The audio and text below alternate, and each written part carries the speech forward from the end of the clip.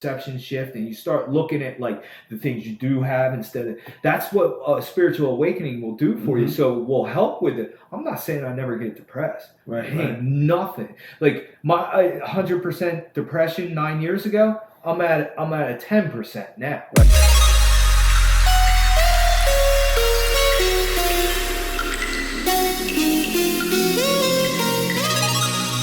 Start. We just want to make sure we start recording before we start hopping on different podcasts. Hello, everybody.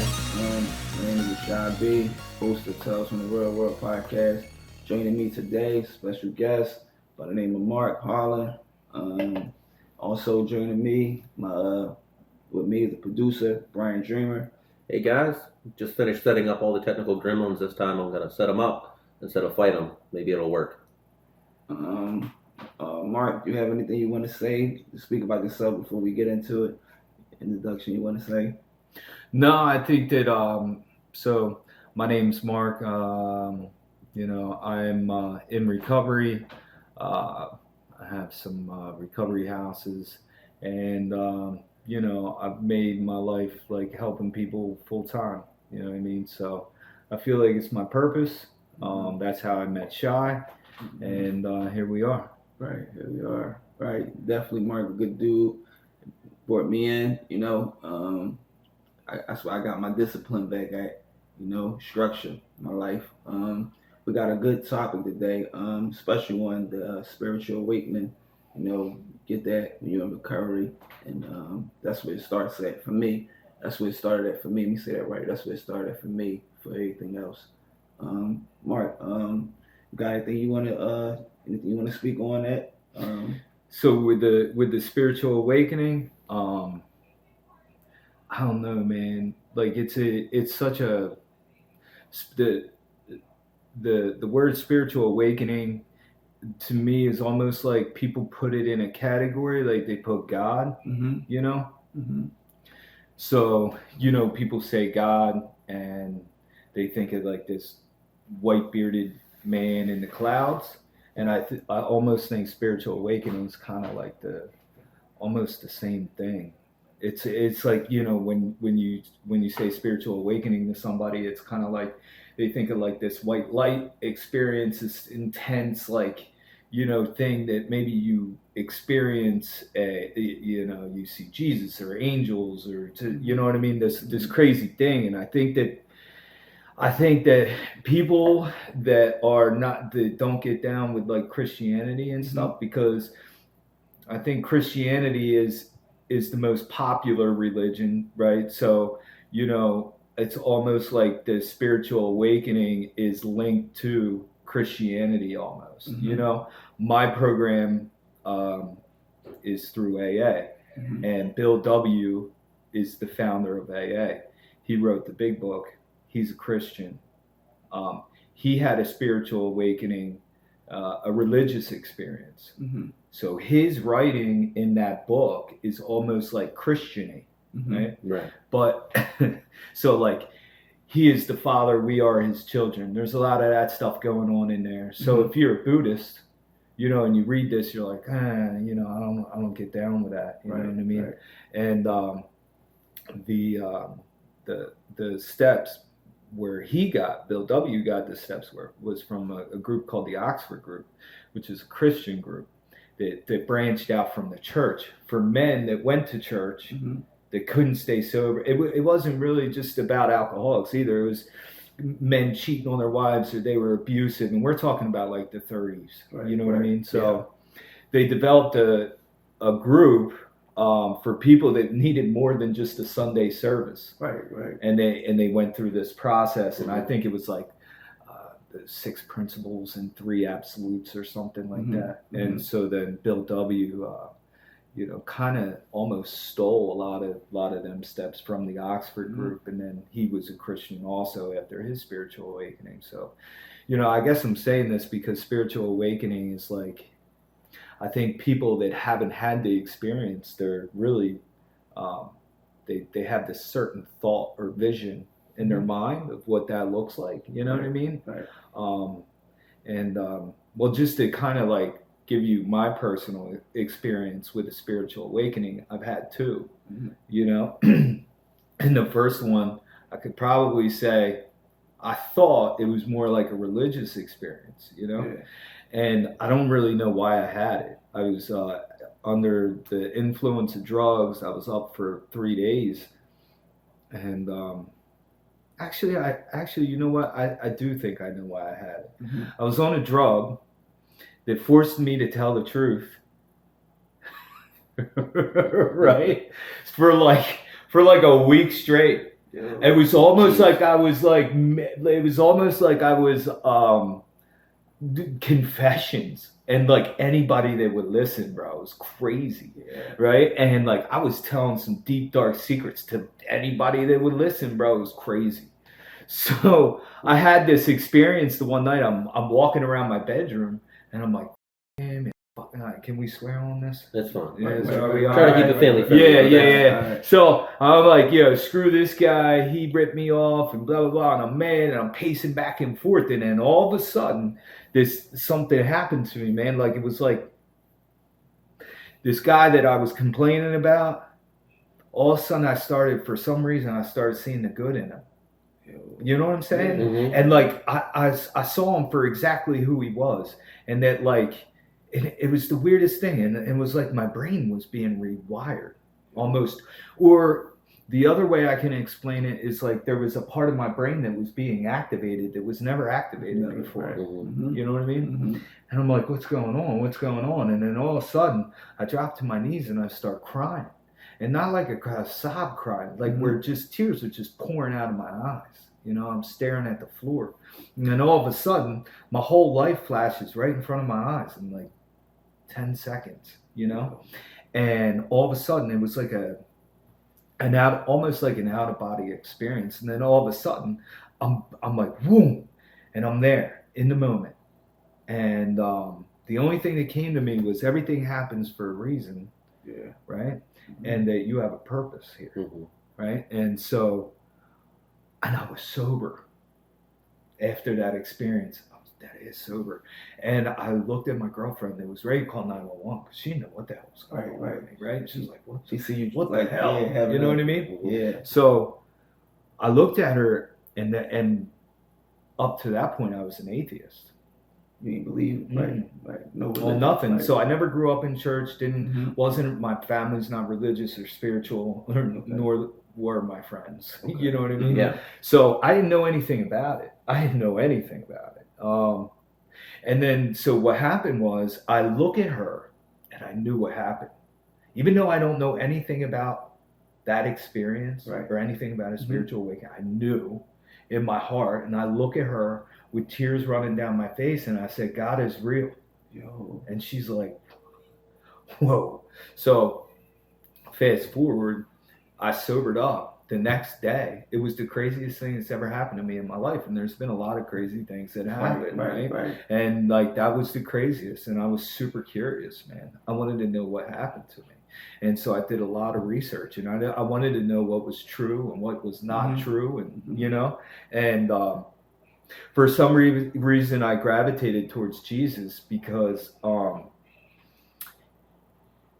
I think because he came for the sinners, you know, Right. and I'm a sinner, Right. and so that really resonated with me, and you know, it's very popular, you know, and so I went with it, man, and I thought because I wanted to know what I was. Am I a Buddhist? Am I a starseed? Am I Hindu? Am I, you know, what the hell Who do I belong to? Yeah. Right. So I almost just chose something and went with it. And then what happened was, the more research and the more I learned, and here's the other thing, they talk about the Holy Spirit and all that, right? Running through you and stuff. Like I knew things I shouldn't have known about Christianity and all that stuff. Like I knew things that I shouldn't know, that I've never read before, Never studied, I've never never- heard. yeah, it was crazy. Yo. So what happened was this turned into an ego thing for me, right? So I was like, Shy, you know, I had a spiritual awakening.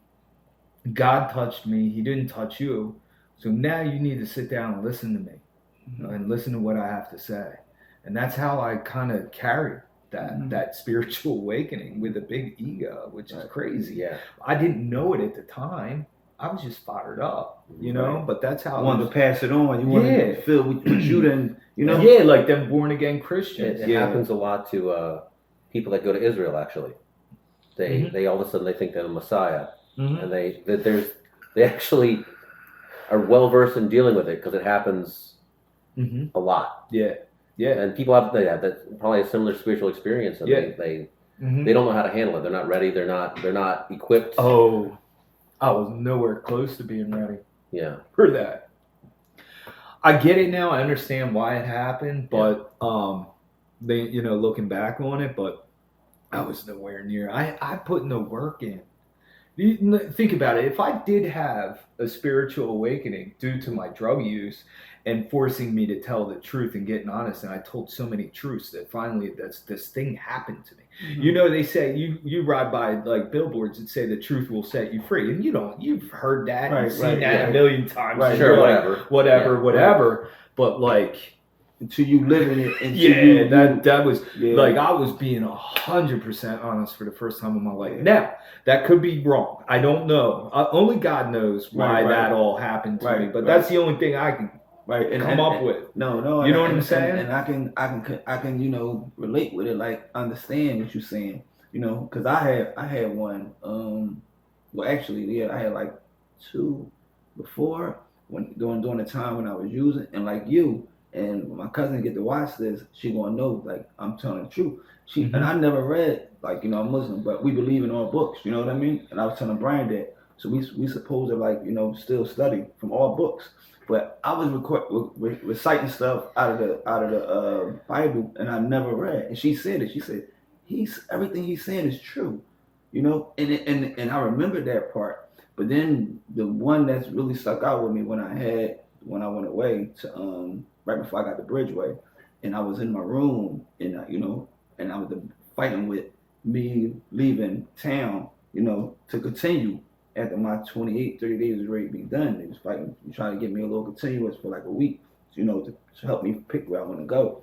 But when my brain just changed my body, and I'm like, okay, I'm ready to go, because fear kept me from leaving, and that spiritual awakening, I was like, I got you.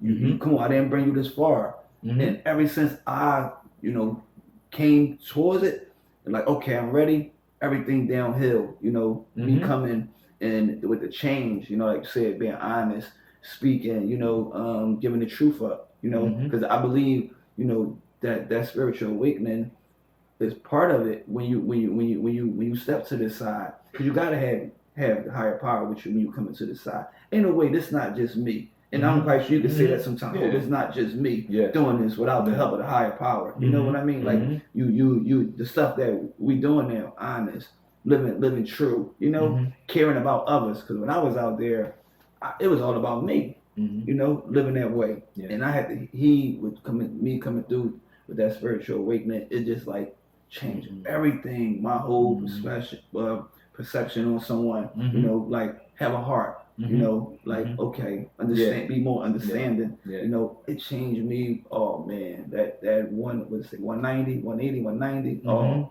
it definitely was that for me. So I can relate when you saying that, like, hold up, it's not me, and then where, and for me hearing your story, your moment is like, it was a higher call for you, because now you changing lives, you helping, you know what I mean? You setting up people. And like me, for one, look, I got there, job, married again, and it's like setting, like you setting, like he using you like all in good way, because I've been being used by the enemy in a bad way, but now I want to be giving back, in a good way from that spiritual moment, having that spiritual awakening, doing this, someone, it could touch someone. One of the guys walked up to me after the same one we was speaking, came up to me. One of the guys, like three of them, was like, yo, like what you said the other day, it did something. That's what I want. I want to have that. I want to have that, and that come from me having that spiritual awakening. This is me. Yeah. This is the me you get after that last one. Yeah. Yeah. And there's so many ways that you can do that too. Yeah. There's not just one way, like just what we're doing now. If this helps one person. Yeah. You know what I mean? That's what we It always doesn't say. even have to be a life changer. It can just get someone through another day. Yeah. And then someone else gets that person through another day. And you know what I'm saying? Because listen, man, I say it all the time. Like, everyone's looking for the big bang moment. You know what I'm saying? And my not to get off the subject or anything, but real quick, man, when I came into my recovery community in South Carolina, I was depressed. I couldn't get off the couch. I was angry. I hated everyone. I disowned my family. Like, it was like I came with a trash bag and that's it, man. And the clothes I had in the trash bag weren't even mine. I stole from the Lassover house. So like I had nothing, man. And I'll tell you what, I planned my exit every day. No one wanted to mess with me, man, because I was miserable. I was like the miserable guy on the couch. So they just let me go. You know what I mean? They just kept it moving. And there was one guy that would come down every day, and he would sit on the couch next to me. He'd be like, "You all right?" And I'd be like, "Yeah, I'm all right." And he's like, "Yo, just hang in there, man." He's like, "Listen, I don't know how this works." And this is how he would talk. He'd be like, "I don't know how this works, man, but you just hang in there and it'll get better. I promise. I don't know why it works, but it does."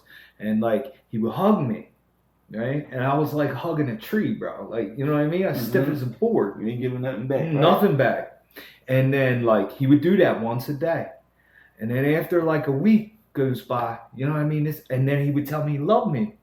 I was like, "Yo, you don't even know me. You don't love me, bro. I know you're just saying that." You know what I mean? Tim Horvath was his name. And the one day he didn't show up. A week later, I'm like, "Yo, where's Tim? Why ain't he down here hugging me?" I couldn't wait for that guy to get out. Like, you know what I mean? Looking for it, yeah. And now I'm like, yo.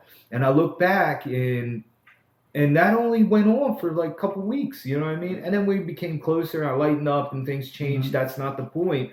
The point is that like he got me just by a hug, got me through another day.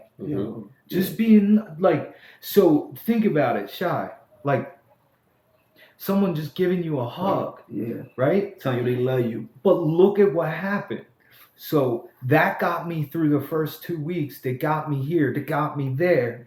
And now we're sitting together, right? And let's say I'm helping people right now, right? And their lives are changing. And it all started with a hug. Yo, how deep is that? Yo, you know what I mean? I got the goosebumps talking about it. Like, it's crazy because it's like people don't know what their words can do and like what just a simple kind act can do. Like it's like, it's like, giving someone a hug might save the world. And I know that sounds crazy, but like, you never know what someone's going through. And how many people have you helped just because of that hug? And then they're helping people, and then they're, what I'm saying? I'm sitting here proof right now. Now we're sitting here. Right. So it's crazy, like, because everyone like what they envision like, oh man, I'm gonna come up with this big retreat and like and all this crazy stuff like they got like, which is fine.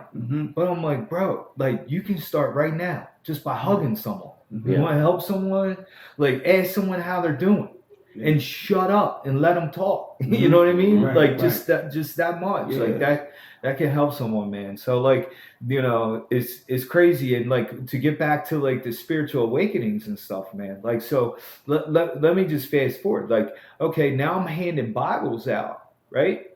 And crosses and like telling people they need to like, accept Jesus Christ as their Lord and Savior. They're going to hell, like some of that stuff, and people be looking at me funny, and my family's looking at me like, yo, I think we like them better high.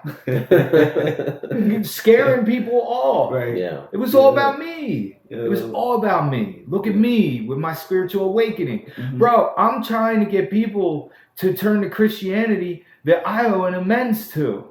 You know what I mean? Right. I don't need to be telling them what to do. I need to be like making amends to them. Right. Yo. Great, still shot out, you know?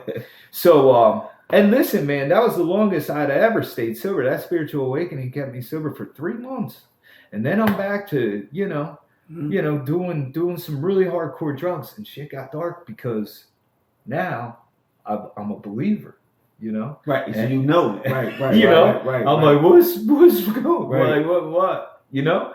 And it's funny because I feel like God or the spirit of the universe or my angels or guardian angels, something, spirit guides, whoever it is, was like, yeah, he ain't getting off that easy. Right. You know what I mean?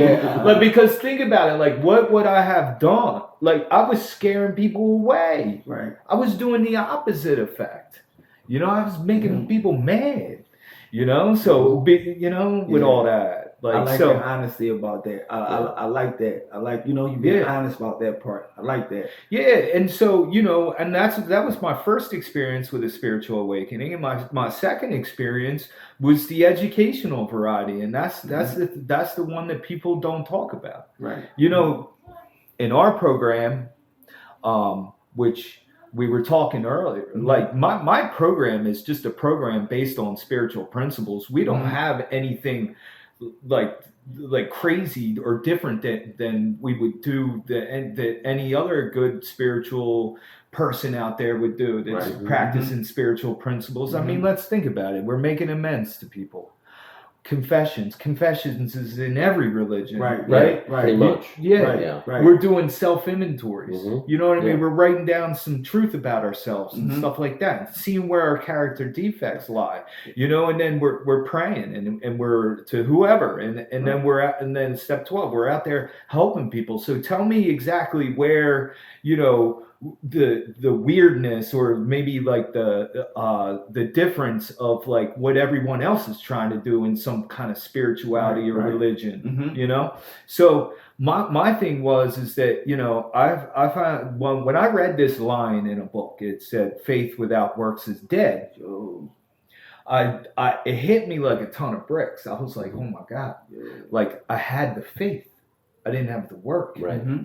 So I'm preaching all this stuff, but I'm not practicing it. Right. I'm not living it. I'm still running around on self-will and ego and selfishness. Like, dude, I gotta be honest with you, man. Like, this is my experience, and this is what I believe 100%. Most people's problem, it all boils down to selfishness and self-centeredness. And the more selfish and self-centered you are, the more angry you are, the more depressed you are, right? The more selfless you are, the happier you are. So I compare it to, like, I know people that are millionaires, got everything. They got everything surrounded around them. They got the trophy wife and the big fancy cars and the boat and the this and houses and and they wake up in the morning and they're like, me. They're absolutely miserable. And they're absolutely miserable. And then take, for example, my grandfather that lived his life about everybody else, focused on everybody else and helping them and making sure they were okay. The happiest man I ever met in my life. So there's a pattern there. Like, I see the pattern.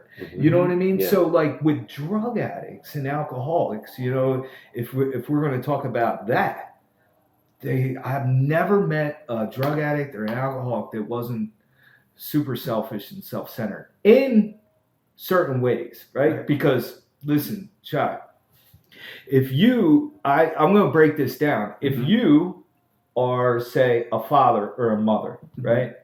And you decide to get high and relapse or whatever, right? And you got kids that are counting on you, right? Ultimately, what you're saying is that your feelings, because we like the way it makes us feel, right? So my feelings are more important than these people and these kids, right? And so I'm making the decision to do drugs and drink, right? And maybe it's out of our control, maybe it's not. We can go into the scientific breakdown of our brain or whatever. Mhm. You know what I mean? And I get it. I totally get it. But there's people out there that have just as many struggles as that person does that made that decision, Right. that deals with it, right? They don't got no type of mood Right. substance, you know? Right. Yeah. So tell me that's not, that they're like me. It always comes back to me. I this, Right. I need this, I want this, me, Right. me, Right. all day long, and those people are unhappy, and typically unhappy people self-sabotage in one way or another, whether it's sex, food, gambling, drugs, alcohol, spending money, social media, whatever it is. Mark, I have a question for you. When was that? Tell me a little bit about that moment. Tell us about that moment when the spiritual awakening hit you, when it was the change, to do the right thing, when it was now, he got your attention, and it was now, Yeah. you know. So let me explain to you. So the way I feel now about spiritual awakening, like I really take a look at the words spiritual awakening. What does that even mean? So to me, we're awakening to the spiritual life. We're awakening to spiritual principles or whatever, right? Mhm. So how do we awake to that? Well, we have to start practicing them, right? And then we start to see how things are happening in our life. So I would call my second spiritual awakening, I would call it the educational variety. And the reason why I would call it the educational variety is because as I practice these spiritual principles that I really didn't want to do. Listen, when you're programmed a certain way for 30 some years, Right. it's hard to when you're going about your day. Yeah, it's easy to sit around and talk about it. But when you're in Wawa, you have to be mindful of hey, I'm trying to live a spiritual life, so maybe the old lady has 1,000 pennies in front of me. I need to be a little more love and tolerant too. Right. You know what I mean? So things like that, like your everyday, we got to carry this with us throughout the day. And we're human, and we get distracted by physical things and vision and what we're looking at. And we can kind of, the planet Earth is a real easy place to get off track. You know what I mean? Right. So we're watching things, and we're like, what, and there's not a whole lot of this stuff going on. Not everybody's walking around helping each other and thank you and this and that and doing all this stuff, right? So you get mad at someone for stepping on your toe without realizing that you should be grateful you had shoes on. Yeah, exactly. Right. And when you're surrounded by a ton of people that are doing the same thing, it's hard. It's easy to lose focus on what you believe the reason is why you're here. You know what I mean? Here's the other thing that people don't understand is that God's will for you, right? For me, it's more like the spirit of the universe. The universe has a way. I believe in karma. I believe in all that stuff. It's not always like what's in store for you. It's not always the easiest thing to do. It's not always what you want to do either. It's not always what you want to do. Yeah. Listen, what I want to do in every moment is not always the best thing, man. Right. So I have that God conscience now. Yeah. Right. So I know when I'm about to do something, well, you know what I mean? That's that difference. I'm not just a believer anymore. Right. A lot of believers will be like, yo, my girl's never going to find out I'm having sex with this girl. You know what I mean? And they can still believe in God and do all that stuff. Right. But it's the conscience. You know what I mean? I have one now. I call that God because nobody knows where the hell that comes from. Right. You know what I mean? So it's like, I can't do that. Right. I can't do that. Yeah, the Baptist. I come from a Baptist-based church. It's not really like Baptist. They technically non-denominational to try to be Bible focused, but Baptist is the closest practice that they follow. But they talk about a change when you get saved, because that's the faith, the belief system. that you change. You no longer are who you were. You become a new Mhm. creature. That's like Mhm. the actual words they Mhm. use. And you are now, you can't go back. Mhm. You know, you can't be with that woman anymore. You know, Mhm. you know that you're doing wrong. Mhm. You realize it. Not only do you realize it and keep doing it, because I mean, with drug addiction, you know that jamming that needle in your arm is going to be bad for you, but you still do it. Mhm. But you know that it's not just you're hurting. That Mhm. you're hurting God, and you Yeah. start you realize it when you stop doing it, Mhm. and it's like, oh, actually, I wanted to go do that, but now that I think about it, I don't want to do that anymore. Yeah. I know what happens now, and it's Yeah. not about me. Yeah. It's about God Yeah. and everything else. Yeah. I know I have the clarity Mhm. to see why I shouldn't do it. Yeah. You know, you're exactly right. It's like, this whole like spiritual experience. I call them spirit because it was the educational variety. So as I'm practicing these principles, I don't really want to practice, but my sponsors tell me I need to practice, and I'm doing this and I'm doing that. I'm starting to have these little God shots or aha moments or little spiritual experiences. Yeah. And I'm like, oh shit. Because like, listen, we don't want to just be good people just to be good people. I'm a drug addict. Like, I want results in my life. Right then and there. Like, I want results. Like, at some point, doing all this stuff should pay off. Whether I'm happier, whether I'm living this, I'm experiencing freedom. Like, everything that they're talking about and all these promises from doing this stuff. Like, I want that. That's why I'm doing this. I'm not practicing spiritual principles just because I want to be a good person. Right. Like, I want some results because this is hard work. You know what I'm saying? So like, as I'm practicing this stuff, things start changing in my life and opportunity starts coming around the corner. So I always explain it this way. Like, I'm like, all right, so I was homeless, living out of my car. No one would talk to me, whatever.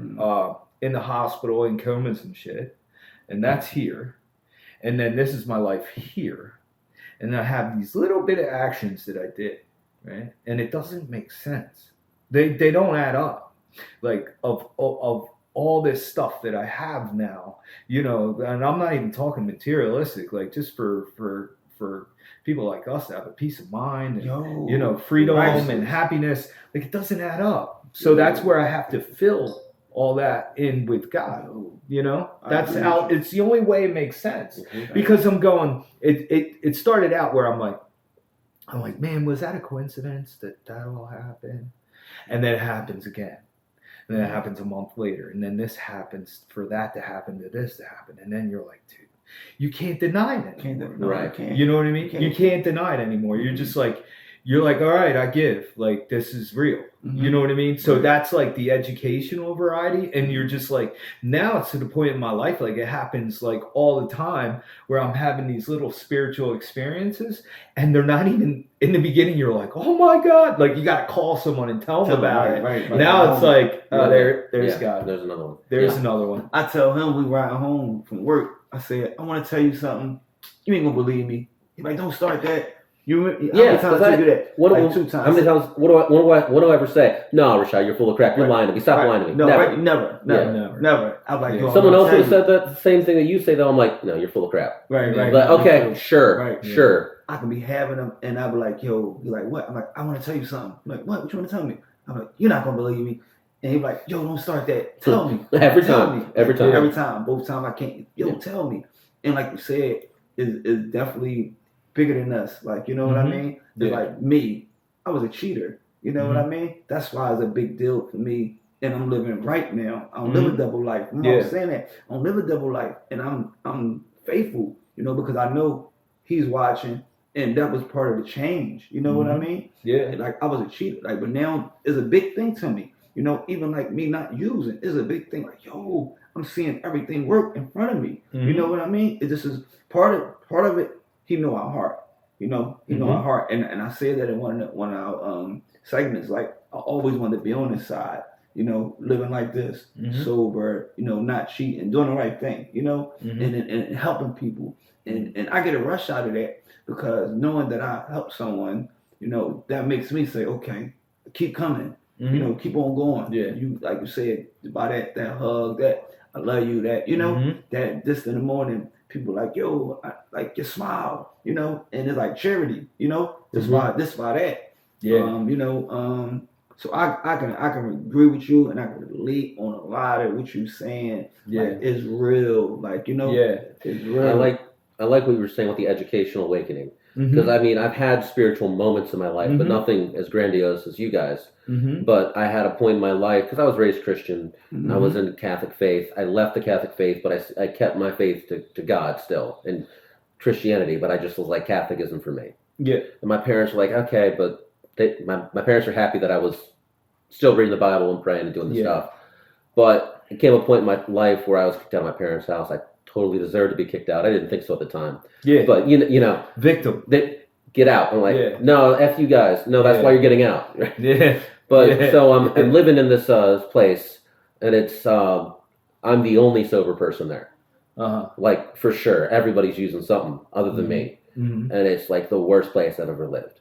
Yeah. I've never been to someone, and it's not even. Don't get me wrong, wasn't even that bad. Yeah.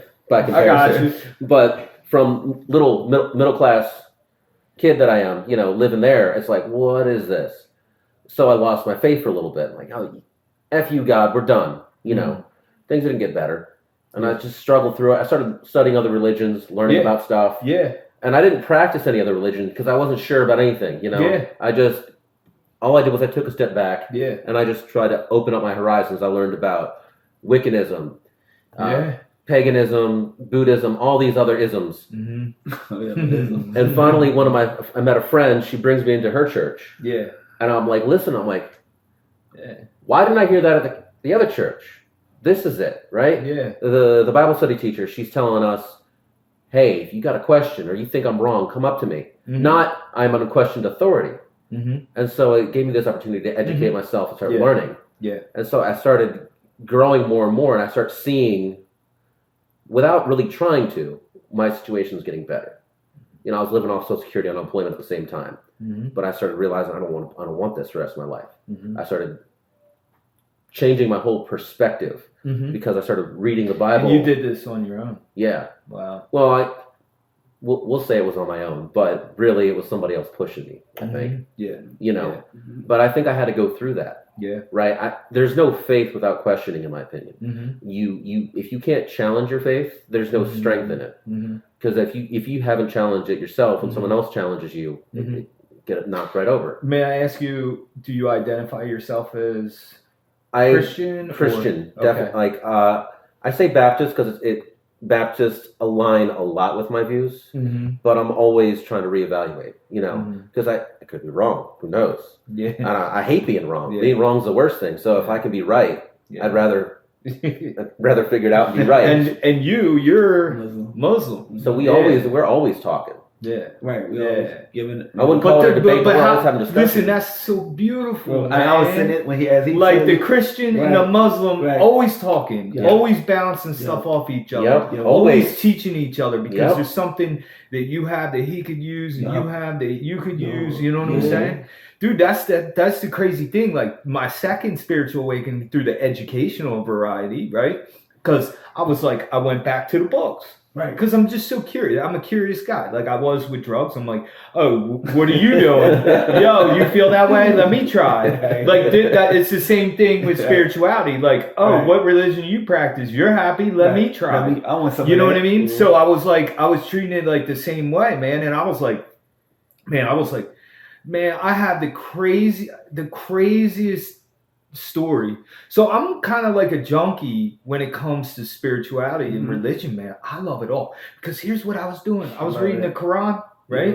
Well, I wasn't really reading it because I was doing it on YouTube translation because you gotta right. So they got the English version. Yeah, and they said, well, that's that because it's God's word, right? So you can't translate it out. You can't translate it out, right? So I went, I'm like, yo, I love, and now listen, the Muslims have a bad rep. Kind of like Christians do. Talked about that, yeah. Right. Christians do, and they're they're like labeled. Right. You know what I'm saying? So So I started reading it or listening to the YouTube video, and I'm like, damn, dude, this is good. I was like, yo, I might be a Muslim. But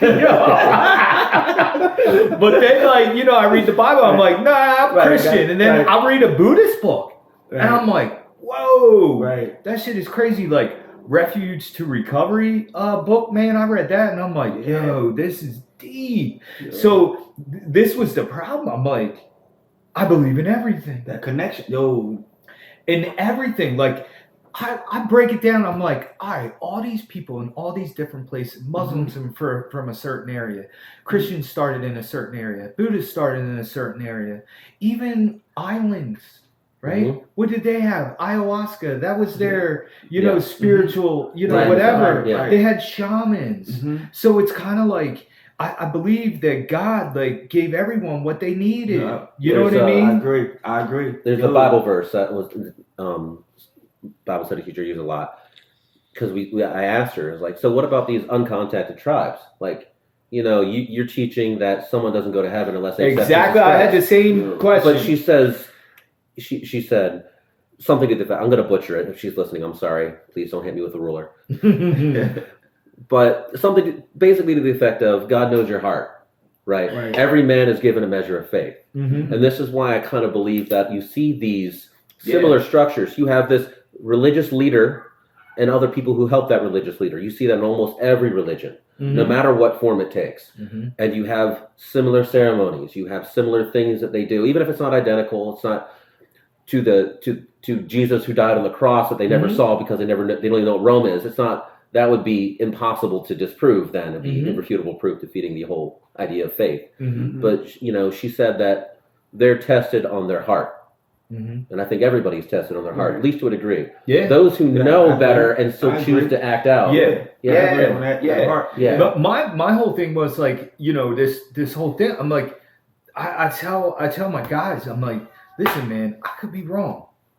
But like, if God is judging us on our thoughts. You said that. Yeah. All of humanity is screwed. I remember you said He judges us on our actions. Yeah, I might have some crazy thought.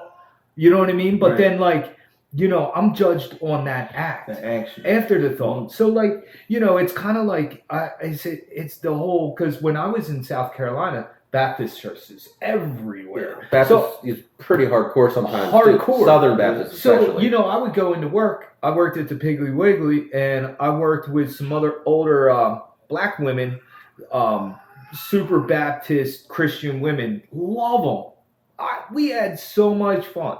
They'd be saying that, like, you really need to, accept Jesus as your Lord and Savior. You're going to hell.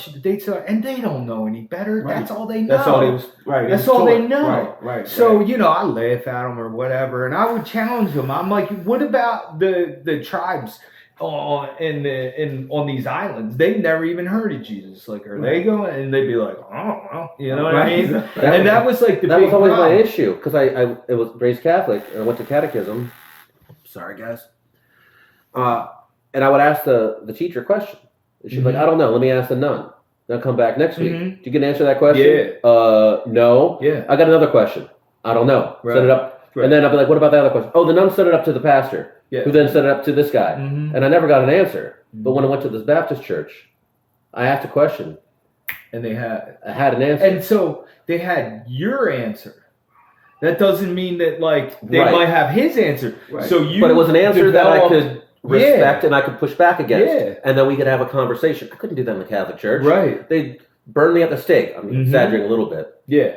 In this day and age. But maybe, a couple hundred years ago, it'd be a different story. Yeah, you weren't able to challenge the church. I mean, even the scientists, 1,000 years ago were killed for, discovering things and stuff. It was crazy back then. Yeah. So my thing is, it's okay, God, all these Buddha and Jesus and all these people have one thing in common, man, and they're teachers. And what are they teaching? What are they actually teaching? Generally love one another. I mean, I'm quoting the Bible direct here, but Yeah. I'm sure Muhammad said something similar too. Right, positive, and it's like at the end of the day, don't they say don't never mind who the messenger is, get the message, Mhm. and that's like never mind where it's coming from. You know what I mean? Mhm. And I take on the message. I'm open to it. Once I seen that we have to be, you got to believe in all books. I take from all this your word, and I treat all loving, kind, all the same. You know. Because that's his job. That's not my job. The disciple. This is like you said. He gave everybody what they need. This way for you to come. This way for you to come. Mhm. You know. Sometimes I think that people be getting mixed up on a bigger picture. It's all God's word, right? It's all His word. You know. None of them tell you nothing evil. They all tell you.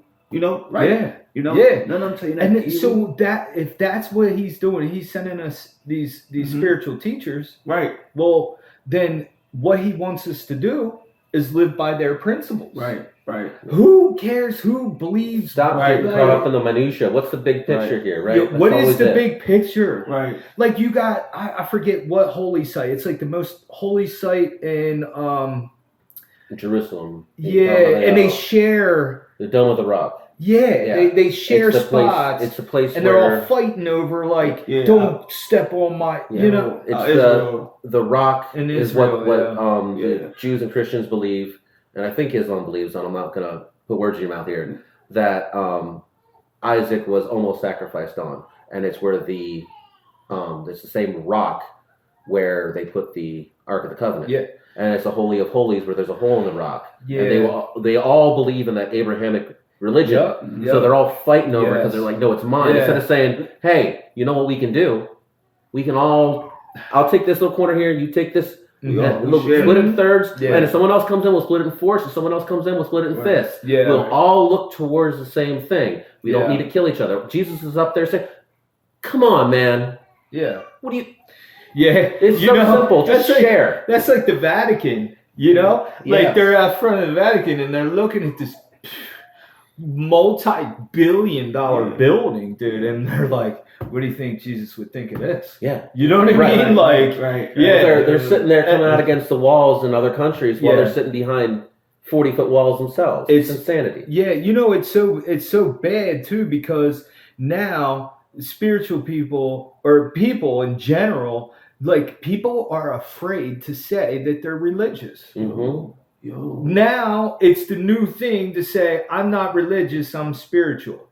When in all reality, it's kind of the same thing. Unless, you know what I'm saying?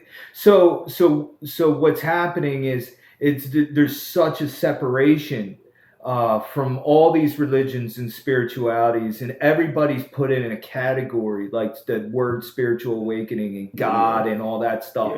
And you know what I believe too is we're not just talking about religion, it's politics, you know. Everything's so separated now, and it's this person against that person, and it's a bunch of fighting. And here's the thing, I believe that the Bible and the big book and the Quran, all it's perfect, it's so beautiful, man. God has his hands in all of it, but man or woman has screwed it up. Anytime that we get our hands in something, it screws it all up, man. We put our own twist on it. We start doing things. What I say, I tell him that part of our, like with Muslims, you don't add or you don't take away. You know what I mean? He made it perfect. When I say that, he said, I made it perfect. Don't you add or take away. What I got in there is don't add your own wits to it. No, leave it the way it is. Like, you know, like you said, when man put their hand in there, I'm doing a study right now on the Convention of Versailles. I don't know if you guys know what that is. No. It's where a bunch of, after Emperor, history lesson, I'm sorry, but I'm one of those people. Emperor Constantine made the Roman Empire Catholic. He saw a vision in the sky, had a dream, won a battle. Everybody's Catholic now. Hooray! Everybody's Christian. Then they got together. A cross or something. Yeah. And then they all got together a few hundred years later, or I don't know exactly when. I could be wrong on that, but they got together, all the bishops and priests, because they weren't agreeing, so they had to get together. But then they just kind of decided what was canon and what wasn't, and they threw away a bunch of the books. They actually went out and they burned anything that they didn't consider canon. And I'm studying this out right now because I'm like, why? What gave them authority? Right? This wasn't somebody. This wasn't a prophet saying, no, you have to get rid of these books. These are apocryphal. This was just men, bishops that weren't necessarily called by God. Once man get their hand involved, is like, especially man ego, right? Power, right, it's a power. So how much got thing. Twisted in that? In those conventions. That's like even like the Dead Sea Scrolls and like the agnostics, and like they just found all that, and like like the original writings, I don't know how long, 15 years ago or something like that, and Christians and the Catholics are like pushing it away, saying no, it's just because it's not matching up with what they created, right? Because they created all this stuff and manipulated things to better fit them and their needs. You know what I mean? So it's really crazy out there right now. And I have this little story, man. I was like a year and a half sober, doing the best I could, man. And I'm knocking on doors. I'm a door-to-door salesman for security, right? And I've been in sales my whole life. And most salespeople, including myself, like put people in categories. You know what I mean? So like Indians never bought anything, right?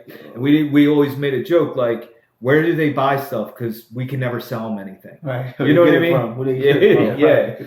So I pull up to this house. It's the last house on my route, right? My ex-girlfriend, I'm on the phone with, she wants a house, and like things are going on, and it was like I felt like everything was just happening to me at once, and like I get in this huge fight with her on the phone, and hang up, and I just broke down into tears, and it's like the first time in a while that's happened, and I'm sitting there, and I'm like saying to God, I'm like, I'm doing the best I can. Right. What do you want from me? That sort of thing. I've never been there. Oh yeah, never. No. Yeah. I'm like, wait a minute. Yeah. So I walk up to the door. I ring the doorbell, and Indians answer the front door. The first thought, I'm like, he's not gonna buy nothing. Oh my God. This day couldn't get any worse, And I go on my little sales spiel, and they go, you know what, Mark, come on in, And so I come in, and I'm still thinking they're just, I'm wasting my time. And they let me do my thing, and they say, okay, where do we sign? I'm like, what? Hold up. Yo, where do you sign? I'm like, I better activate this security system real fast before they change their mind, right? So I go into the kitchen, and I'm like having them sign stuff. And in their kitchen, in the corner, they had like prayer mats, like meditation mats with candles and stuff like that. And they were Hindus and practiced Hinduism. And they had like Shiva the Destroyer, and she's like purple and stuff. But Shiva wasn't purple or blue. And, I said, is that Shiva? And they're like, yeah. And they're like, how do you know about that? I said, I've done some research, trying to find my way, and and they said, how much I said, I don't really know much, to be honest with you. So I start getting into this conversation with them, right? And they're like, so you believe in God? And I said, yeah. And they said, well, can you tell us about it? And I'm like, this is weird. Like they want to know, like, you know what I mean? Me to tell them. So I'm standing there with a woman and her husband, and and I mentioned Jesus, and he's crying.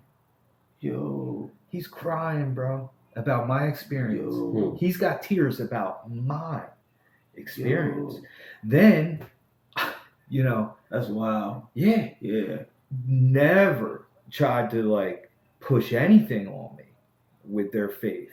And all they did, they said, is everything okay? And I said, well, I'm having some trouble like with my meditation because I have ADD and stuff. And they said, what are you doing? I'm like, I get on Pandora and play meditation music, and I meditate for an hour. And they kind of smiled, and they said, no. And like their kids are young, man. They're like 5-6 years old doing this like they got this down. Like they've been doing this their whole life. Right. And they just gave me some pointers, and they said, listen, you shouldn't be meditating for an hour. Like, that's too long. And plus, you just started, that's way too long. And she said the goal is to get like 5 minutes of bliss, man, where you're just not anything, you know? Mhm. And if you can reach that, man, you're going to have a better day, you know? And so they said, you know, focus on your breathing, you know, do the mindful meditation and get rid That's of what I do with ADHD. Instead of not thinking of anything, I just stop holding my brain hostage. I just go ahead, run wild. Yeah. And just breathe. Yeah, and just breathe. And she said, focus on that. And she goes, you're going to have a better experience. She goes, what happens after an hour when you're done? I said, I'm frustrated and I think that I'm not a good meditator. She's going, she said, you're doing the exact opposite of what you're trying to achieve. Right. You know, I'm like, I'm peeking at the clock and, you know, and so they gave me some really, really like changed the game for me, man. And left there, bro, started crying. I was like, I will never, if I ever judge anybody again in my life, bro, that someone needs to smack me, dude. Yeah. You know what I mean? They never frowned upon the Jesus thing. They never tried pushing their religion down my throat. And who am I? Right? I'm a guy out there knocking on their door, trying to sell them something they don't need. Right. I'm just a guy in the car that was crying 10 minutes later because I thought my whole life was crashing, right? These people, it was so clear that God was working in their life. They were so peaceful. Their kids were beautiful, polite. And you could feel that energy. Energy. Feel that energy. You know what I mean? And so who am I to say that their God's not real? Because it's obviously working in their life. Right. And isn't that what we're trying to accomplish here? You know what I mean? So, you know, that's my story with that, man. And I like when we were talking about like, you're a Christian, you're a Muslim and all this. And it was like, and then when you really like content prior to investigation, you don't sit there and start judging.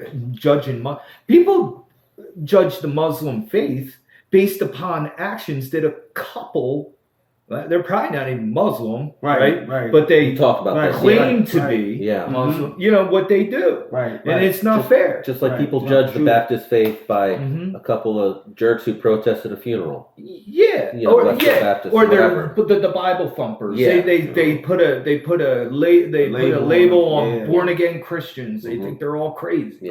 You know, all born again Christian is someone that had a spiritual awakening and practices Christianity. You know, their spiritual principles. They feel reborn again because they stepping away from the old life. And that's part of the teachings that I had. But that's why I like when I did this, because it wasn't just like, we're this and we're gonna follow these doctrines that this dude once decided.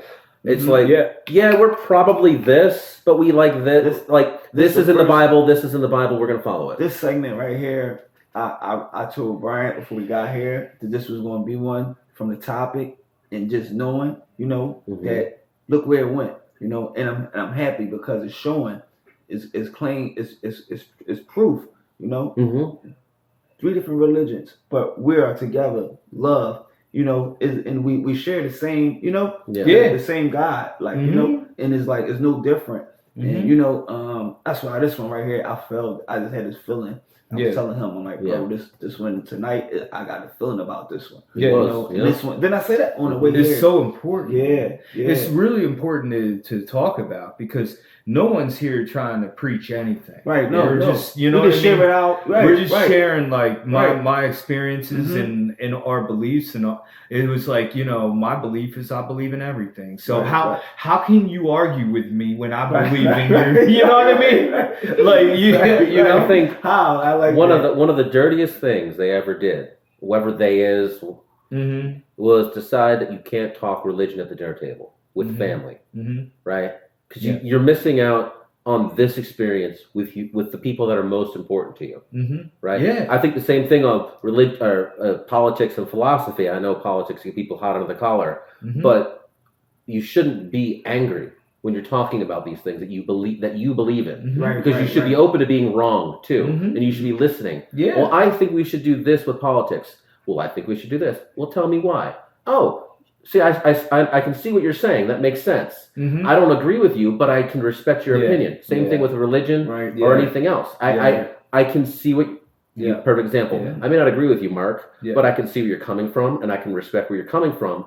And I get it. Mhm. I see what it's doing in your life. Mhm. I know what God's doing in my life. Mhm. I'm not going to change it necessarily, but I can certainly respect Mhm. what you're doing. I see that it's working, and I'm happy. Yeah. And we don't have to fight. No. We just share. If it works, work it, man. Work it. That's You know what I thing. mean? You believe, and Yeah. you living, and that Yeah. makes you happy. Yeah. Oh, come on, keep coming. Yeah. Yeah. And with the meditating thing, I shared on it a while ago. I do it every night, like right before I go to sleep. Mhm. Is a ritual for me. Mhm. Every night, and I just let my mind, let it go. Yeah. I've been doing it now for like the last 2 years. I want to say 2 Mhm. years. Oh, the best thing for me. Mhm. A night. Oh, that. Yeah. Yeah. So I Yeah, know And what you think mean, God doesn't man. want that for you? Right? Yeah. It's a my thing, because I could even like I'm all into the extraterrestrials. I'm into like space, man. I'm into Yo, like me some too. crazy, Yo, what I tell you? crazy Yeah. Well, that's a stuff. whole nother Yeah. podcast. So like, yeah, Right. I got Zachariah Stitchin's book Oh, over there. really? You know what I mean? Yeah. Like, if you look at my book collection, you can't tell the Anunnaki connection. Mhm. Then you got a book that's just called God. I Right? see it right You got there. Yeah. Eckhart Tolle, The Power of Now. You got Narcotics Anonymous. Like everything in there. Everything's in there, man. Yo. So it's I think that like it's more okay.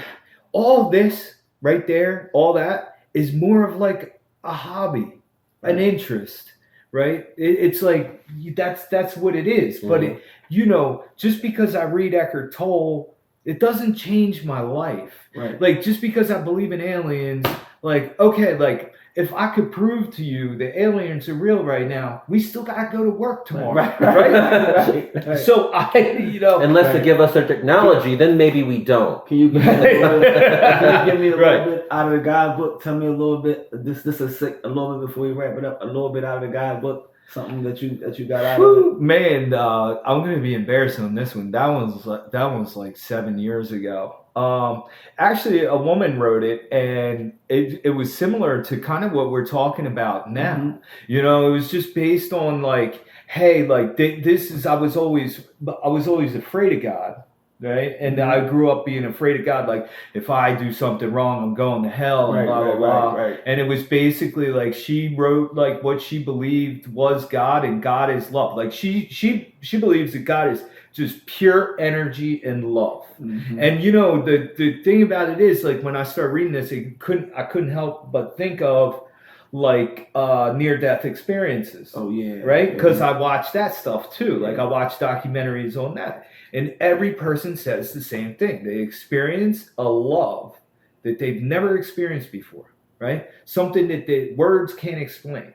When they pass through. Yeah. And like that's kind of like what she was right. And like some people say that God is your conscience. It can't be explained. No scientist can like no one knows why we have it. You know what I mean? Right. So like there's like it's so interesting. All this stuff is like there's so much out there, man. It's like, dude, I could literally like I have an uncle that retired when he was like 48 years old, right? And he doesn't know what to do with his life. And I'm like, dude, I can retire early, man, because like I could do this all day long. I get me traveling to the pyramids, and get me to Peru, and get me here, give me the Iraq. I'll go all these places. Man. Right. And here's the other thing too, because it's like this country is really just. I mean, it's crazy with the social media and stuff now, and everybody wants to look like this person, or you do this, or everybody wants to be famous and stuff like that, And like they did this study, which I'm sure everybody's aware of, like where they like they studied people's happiness, and like I think the happiest people in the world were in Africa and some tribe. With nothing. Because they're a hunter-gatherer, they work less too. Yeah. Right? Because when you don't have to work 8 hours a day to get your food and everything else you need, they're working because they're going direct to the source. Mm-hmm. They might be working 12 hours one day, but they're working 4 hours the rest of the week because they already did it. Yeah.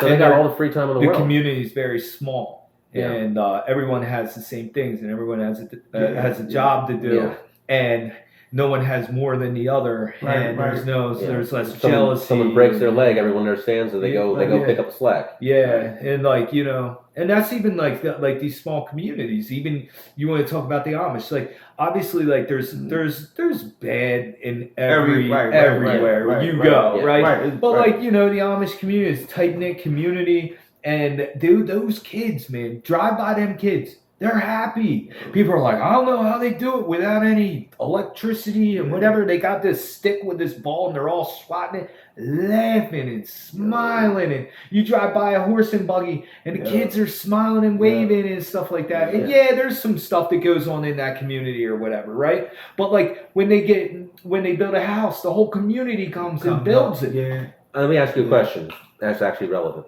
When's the first time your baby smiled? Was it the first time you put a phone in front of her? No. Right? Yeah. The kids don't need the phones to be happy. Right. It's when I play with them, man. He smiles. Exactly. That interaction, that connection. Him. And that's him. Yeah. And that's that's what I'm, that's like the most, because that's all I ever wanted from my dad was that connection that I never had. Like the time thing, like these things, he'd show up with a bike at Christmas and I'm just so happy he was there. I didn't care about the bike. Right. You know what I mean? So like time, that time and that connection with my dad, so that stuff is important, man. My spiritual awakening, just so everybody knows, like my spiritual awakening has awakened me to spiritual principles. That does not mean that I practice them all the time. Mm-hmm. I'm fully aware, right? And I call myself the 50-50 guy. 50% of the time, I want to help you and I'm a good guy. Right. The other 50% of the time, I don't want to because I'm usually want to do something for myself, which isn't like a bad thing, right? But like, so I have to force myself to do something for the greater good, right? Mm-hmm. It's not always like Mother Teresa. Like I read something on her, like she didn't always want to help people. She was like burnt out. Mm-hmm. You know what I mean? I'm like, oh, thank God. Because that's how. If Mother Teresa didn't always want to help people, I feel, because it's like this spiritual awakening. Like I feel like I know what my purpose is here on earth. Right? Mm-hmm. I believe in the afterlife, and it's much longer than the time we have here. Right. So if I got to do some things that I don't want to do to get where I'm going, well, then I'm going to do them. You know what I mean? And it's like, and ultimately, like, okay, I don't want to help out this person, but in return, it does help me, man. It does. Like when I don't want to answer the phone, those are the days I got to answer my phone. Yeah. You know what I mean? Because those are the things that I feel like I'm judged on, man. Because everybody can do something when they want to do it. Right. You know what I mean? When you don't want to do it. I say it to the guys. I'm like, listen, if you're going to pick up a new guy at his house on the way to a meeting and you pass by his house anyway, it's not really helping. But when you go a half hour out of your way and you're picking that guy up to come all the way back to go, those are the things that count. Right. You know what I mean? Right. So going out your way. Yeah. Right. Going out your way to do that. Right. No. I agree with you. I agree with you. Yeah. And it's like, for me, it's like, all right, like you said, sometimes that phone be ringing. I'm like, I don't feel like answering. But now, today, people call me for advice. Someone might be calling me like, hey, what do you think? What rehab should I send them to? What So it's like, all right, I got to answer that phone. I never know what to call. Blows your mind, too. Huh? Blows your mind. Yeah. Me? Yeah. Yeah. They calling me? But, Yo, that's it. That's crazy, right? Yep. When that starts happening. You're thrown back by it. See, the thing is that we're so used to being on one side of this thing where we're always the problem. We're always the one that people are trying to help and do this and do that. So when you experience the other side of things, man, you're like, whoa, this is so much better. Now, instead of being part of the problem, you're part of the solution, right? Yeah. And then you're rewarded for that. And then you have these little moments like, listen, like if someone called my mom and asked her for some advice, it's not too big of a deal for her. But for guys like us, you know what I mean? It's a little different. Like, you know what I mean? Yeah. And it's just like, they say people don't change. Total bullshit. That's what? Total bullshit. He'll never change. People don't change. Yeah, I hate that. But here's the other thing, too, because I don't want to get on to the mental health side of things. But the other night at a meeting, man, it was just continuous that people kept talking about their mental health. And I'm like, yeah, mental health is a real thing. right? But like, my experience is a spiritual awakening and a perception shift, right? Mm-hmm. Like, what am I so depressed about? Right, the past. What am I so feared up about? My anxiety is about the future. Mm-hmm. Stuff like that. When you start having faith and a perception shift, and you start looking at like the things you do have instead of that's what a spiritual awakening will do for you. So will help with it. I'm not saying I never get depressed. Right. Ain't nothing like my 100% depression 9 years ago. I'm at a 10% now. Right. With like no meds or anything like that. So it's just they just throw stuff at. They're like, oh, you feel this way? Here, take this, take that, take that. That's why I stopped taking medicine myself because I'm tired of being a pincushion. Yeah. So you got these newcomers. That are strong. I'm like, they're like depression, anxiety. They can't sleep. I'm like, you're a drug addict. No wonder. You don't think you're depressed about all the shit you just did? Yeah. Come on, man. Yeah. Like, you got to put some work in here. You're supposed to be depressed. You're supposed to be depressed. That's the symptoms that come from, you ain't got that in your head. I mean, in your body now. If you weren't depressed, I'd be worried about you. Yeah. Are you a sociopath? Hold on. Or anxiety. Like, who doesn't have social anxiety? You know what I mean? Right. Like, I've been doing this shit like so many years now, and like I still get scared. Like, people wouldn't consider alcohol part of a social engagement if people didn't have social anxiety. Right. But it makes me start talking now. I'm dancing, and that's me. Like, all I'm dancing, cut the rug, man. Right. I'm talking. I'm sober. You ain't getting me. You ain't getting me. You ain't getting me. All your fears slip away, man. Alcohol. The fear of women and dancing and interaction and looking people. like an idiot. Biggest one. Yeah.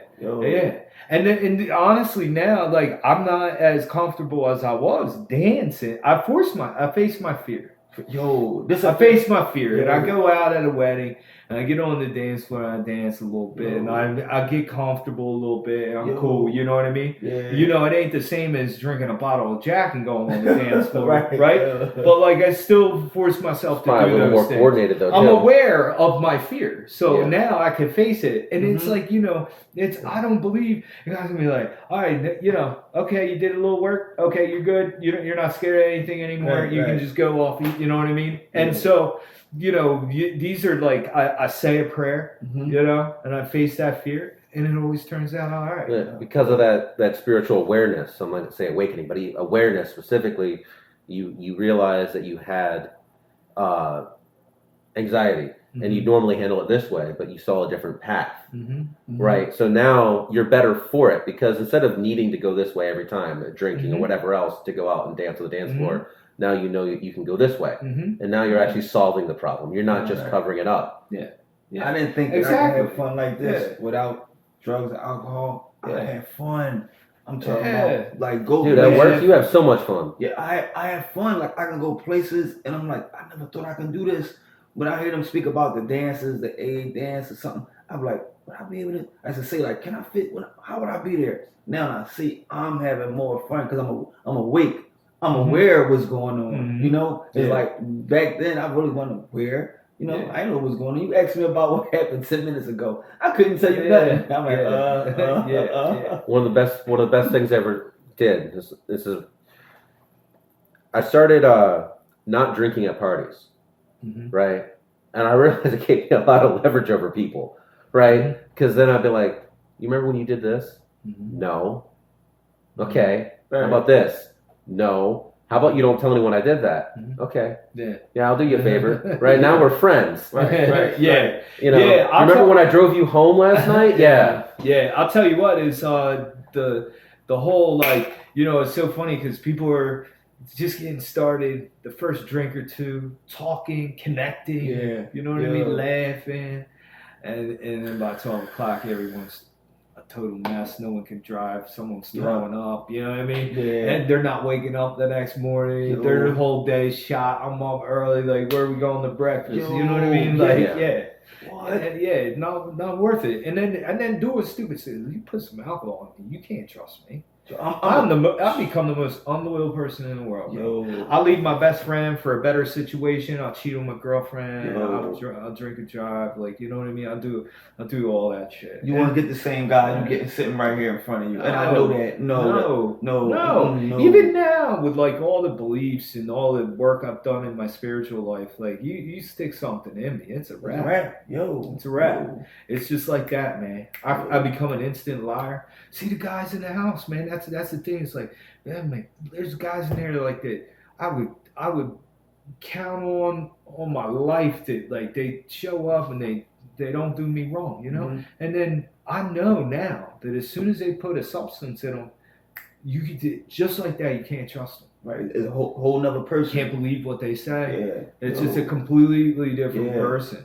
And see, the problem is that we're still judged for our actions. You know, Yeah, we I had talked a about guy- that last week. Yeah. Right. So I had a guy call me from jail. Right. He stole my van, and you know we drunk and took off for a couple days and did all this crazy shit, man. And he called me from jail, and he's like, dude, I'm an alcoholic. I'm sick. All right, that doesn't make it okay, bro. Right. It's a- You don't get a pass for that. A lot of my life has been, You know what I mean? yeah, it's a reason, not an excuse. Right. I have ADHD. Okay, that's a reason why I didn't focus. Doesn't mean I get away with not focusing. Right. Right. If I run into that tree while driving, that's my fault. Still, I still got to pay for that. It's a reason why it happened. Doesn't excuse me. Yeah. Mm-hmm. Yeah. And I just changed that mentality. a lot. That's the mentality that a lot of people in early recovery or just getting sober have, like, or inactive addiction. Like, Right. sorry, but I'm a drug addict. You know, it's not really me. And I'm like, no, it is you, man. Right, it's You part know of what I you. mean? Yeah. It's you. You might not have done that sober, but you still have to be accountable. Character defects. Yeah, you still did that, man. You still have Yeah. to pay the consequences. You know, Right. it's just like, this whole like, hey, I'm not a drug addict. I'm an alcoholic.